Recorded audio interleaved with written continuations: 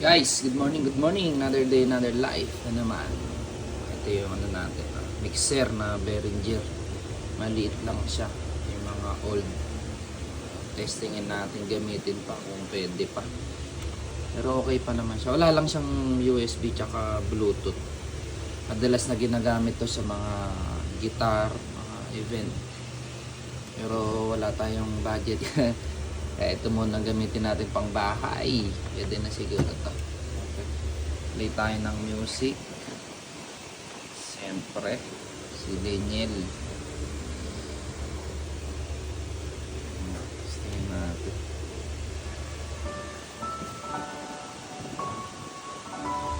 Kahit pa paano naman ay okay. Isang ampli natin. Ito rin yung luma.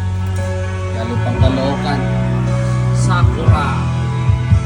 Tapos ang ginamit natin speaker ay maliliit lang ito.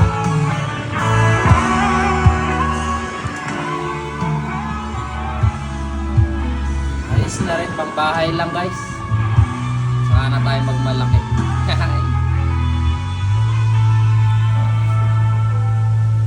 Pa-level tayo sa